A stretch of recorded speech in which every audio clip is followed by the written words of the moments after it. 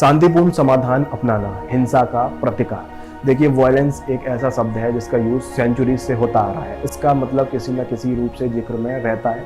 Violence से कभी किसी का भला नहीं हुआ, फिर भी कुछ लोगों की नादानी या इलिटरेसी के कारण हर समय किसी न किसी को हिंसा का सामना करना पड़ता है।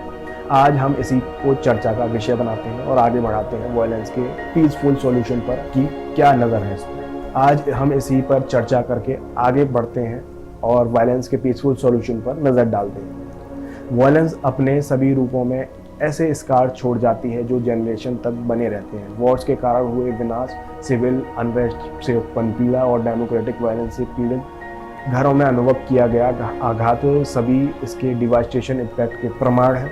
फिर भी इतिहास में देखा गया है कि पीसफुल एवेन्यू रिमार्केबल रिजल्ट दे सकते हैं। महात्मा गांधी ने नॉन वायलेशन फिलोसॉफी के दर्शन में ब्रिटिश कॉलोनियल रूल के भारत की इंडिपेंडेंस हासिल की, जो वर्ल्ड वाइड ऑपरेस्ट पीपल्स के लिए आशा की कारण के रूप में काम करती थी। इसी तरह नॉर्थर्न आयरलैंड पीसफुल प्रोसेस ने प्रदर्शित किया कि डायलॉग और कॉम्प्रोमाइज दर्शकों से चली आ रही सांप्रदायिक हिंसा को समाप्त कर सकता है। वहीं पीसफुल सॉल्यूशन निष्क्रियता का सिनोनिमस नहीं है, बल्कि वे स्ट्रेंथ और करेज की मांग करते हैं। वहीं इफेक्टिव डिप्लोमेसी के लिए ओपन माइंड, एम्पैथी और डिफरेंट व्यू पॉइंट का सामना करने पर भी बातचीत में शामिल होने की इच्छा की आवश्यकता होती है। इसमें शामिल सभी पार्टी की चिंताओं को सुनने और समझना कोऑपरेशन की नींव रखता है।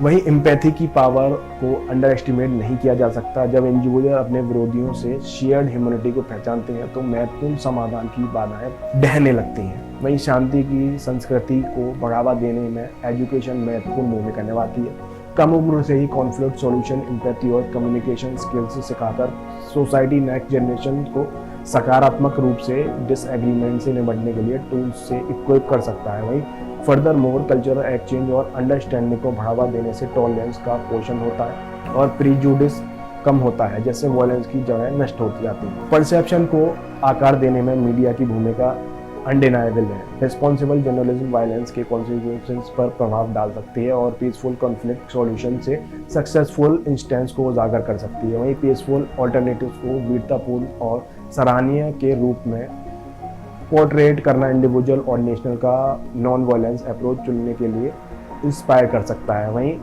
वायलेंस को ना चुनते हुए दुनिया हिंसा से राहत की चाहत रखती है और पीसफुल सॉल्यूशन ही इसका एंटीडोट है।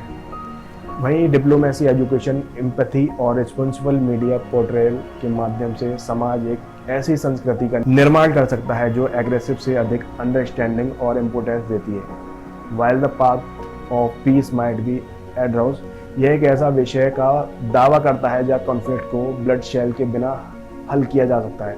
यहाँ सहयोग पनपता है। देखिए, जैसा कि इतिहास में देखा गया है, शांति की ओर यात्रा एक कदम से शुरू होती है, वहीं हिंसा से दूर और शांतिपूर्ण समाधान अपनाने की ओर।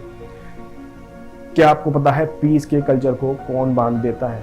अगर पता है तो कमेंट बॉक्स में कमेंट करके जरूर बताएं। Thank you. Peace does not mean to be in a place where there's no noise, where there's no trouble, where there's no hard work, where there's no trials, where there's no tribulations, where there's no difficulties.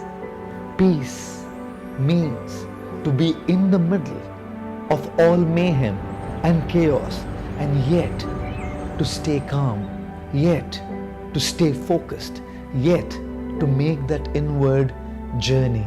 And isn't that the story of real life as well? Spirituality is the art of bringing us to that inner calm, to that inner peace in our real life with all kinds of difficulties, troubles and problems surrounding us. That is the meaning and definition of real peace.